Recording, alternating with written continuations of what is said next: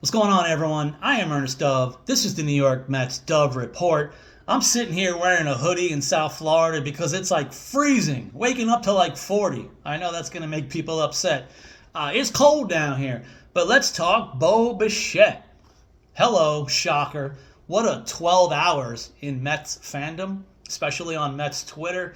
They went from not overpaying for a guy they wanted to possibly overpaying for a guy who doesn't even seem to fit the team. But you know what? He definitely fits. Let's get into it.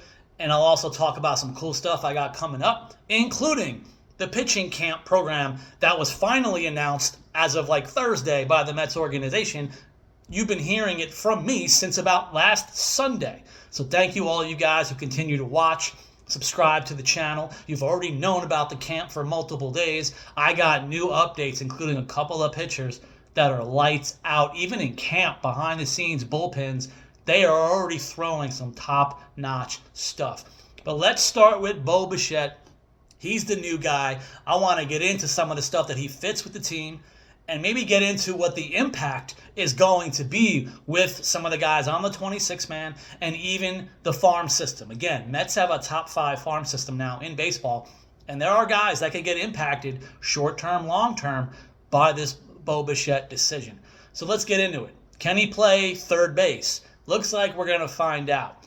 The king of run prevention, David Stearns, is already signing a guy like Polanco to play first, and now possibly Bo Bichette to play third. You know what? Certain things go out the window. Is it a form of desperation on the Mets? Maybe.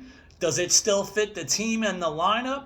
Absolutely. You're getting one of the top hitters in Major League Baseball, one of the highest average hitters. Thank God, old Ernest, pushing almost 50 at this point. Love me some batting average, and he's going to immediately show up as one of the best hitters on the team, if not the best hitter in average on the team for the Mets.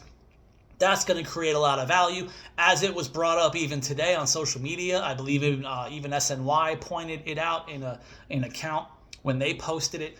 He's amazing with runners in scoring position. So, there goes my immediate joke from hours ago about Juan Soto breaking the Major League walks record.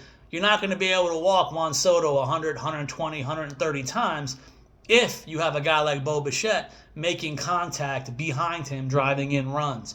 Fantastic move by the Mets, but what happens now to the Mets roster going forward and the farm system? I've been saying it now online. What do you do with the following 3 who, in my opinion, again, more than ever, absolutely no chance that they really need to break camp with the New York Mets together? Not happening. Brett Baty, Mark Vientos, Luis Angel Acuna, who, by the way, apparently is Barry Bonds right now in winter ball, but despite him hitting a home run literally every 2 or 3 games in winter ball, I don't even know how Luis Angel Acuna makes the team. Maybe he only makes it because he can play around the infield and center field and pinch run as the 26th man at a camp. That would be possibly his only shot, which for me then brings it down to Brett Baty versus Mark Vientos. You have Mark Vientos, 2024 playoff MVP. Then you got 2025 second half all-star Brett Baty offensively. Who, by the way, Brett Baty, what are we doing? Brett Baty, better defense than Vientos. Vientos could have more pop. And again, 2024 playoff guy in Vientos can come in when it matters most. He loves the spotlight. What do you want to do? Brett Baty, he's a lefty. You've already got guys like Soto, obviously. Talk about some of the lefty bats that have been brought up now in the Mets lineup. Then you have a guy like Carson Bench, one of the top prospects in the Mets organization and in baseball. If he comes up as a lefty hitter as well for the near future to long future, does this mean this could be the end of Brett Baty, who, even for better or worse, you could argue that Brett Baty has higher trade value than Vientos, which might mean you want to trade the better value guy because of what you can get for him. Either way, I'm not seeing all 3 staying on the organization come spring. Now, even some of the other stuff, how does it affect the rest of the team? Because just by simply signing Mark Semien and in some cases Polanco, that already blocks guys like top prospect Jet Williams and the enigma, the mystery, The Pedro Serrano of the Mets, Ronnie Mauricio. What are we doing with Ronnie Mauricio, who, by the way, at the very least is comparable, maybe almost better defensively at third, with a stronger arm than Brett Beatty? So that could be the option for the guy if he makes enough contact. And by the way, Ronnie Mauricio, as I've said, he has one option remaining. They can still hide him in Syracuse for a while. He could still be a near to long future option for the Mets. As far as Jet Williams, I've been saying it a lot, even in the last year or so, even through this winter. Talking to the coach last season, they told me, Ern, Jet Williams, push comes to shove, not worried about gold gloves. Jet Williams can handle second base, short, and center field as a pro baller, which to me also meant, dude, he could do it in the future as well as a major league player. So there's the versatility you still have in Jet Williams. But you have a guy like Bo Bichette now. If he opts out, we're not talking about this stuff anymore. Maybe it's a one-year thing. But again, that still affects Beatty, Vientos, Acuna, somewhat Mauricio in 2026. But going forward, what if Bo Bichette stays for multiple reasons? What if he loves the Mets and the Mets love him?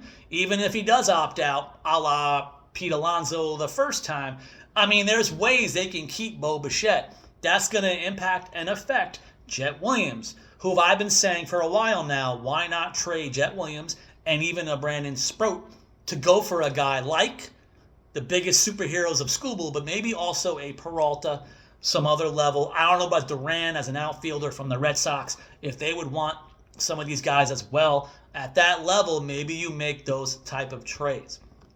Also, along the line of these things, again, Semien one way or another, along with Polanco, can be short-year deals as they are. You can wait out other prospects, but what do you do with a guy like Ryan Clifford, who should break camp in Syracuse? There's nowhere else to go from there. No other minor league levels. Ryan Clifford could be the real deal again, depending on K-rate, hit tool, because all the metrics say Ryan Clifford is a beast. He can probably hit 35 to 40 home runs as an absolute ceiling player, and he's also huge physically. That's why he's called the Big Red Dog. I would see him mostly at first base as well.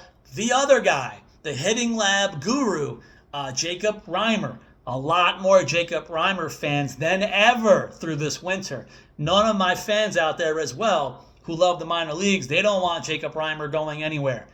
That's going to be an interesting thing, because even as another one of the followers on my accounts were pointing out, the new guys brought in, especially some of the new coaching staff on the Mets, like Kai Correa, maybe he can help guys, even like a Bo Bichette, immediately transition well to third base. But what about near, future, long term? What if he could do the same thing with a Vientos? But what if also he can help Jacob Reimer go back to being he can stick at third base? Because if Jacob Reimer can stick at third base with his projectable potential hit tool, Jacob Reimer can be a legit everyday player at third base if you can get him to a little bit above playable there. Even like an Alec Boehm years ago, right? He was like, no one liked his defense. Then he started to do okay. How much can a Jacob Reimer improve? And again, you could also kind of move Jacob Reimer to first base. That's another longer-term option beyond a Polanco. But those are some of the things that the Mets are probably already thinking about, because they are playing chess. I think it's a fascinating move that affects short-term, long-term. I have to say and admit, there's got to be more moves to come. Like I said, those three can't stay. They just can't. And I've also been saying all winter long, the Mets have too much minor league pitching in the upper minors. I've even spoken with one of the top prospects in the Mets organization this week, who even said himself, there is so much competition out there, Mr. Dove. We see it, we feel it, but they thrive on it because these are pro athletes. But again, that's the thing. They already know, he already knows, they are overloaded. They have too many pitchers to fit the AA and AAA rosters. They literally don't have enough. And they know, like I've been saying, there's going to be guys from the title-winning team in Binghamton A lot of that pitching staff is going to have to repeat Binghamton for absolutely no reason. They don't deserve it, but they are going to be repeating because of how many guys there are that are at least going to show themselves in Syracuse between some of the veteran guys they signed, even if they do eventually release some of the minor league deal, major league camp invite guys. I don't know how many are going to stay, but there's still not going to be enough room for all of them. Speaking of which, the camps are still going on, continuing to hear good things. My next video that could be out as soon as tomorrow, I'm going to talk updates.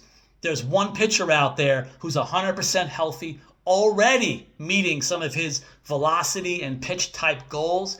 And there's another pitcher out there who learned and tweaked a new pitch, and it looks fantastic opening week, the way he is spinning it.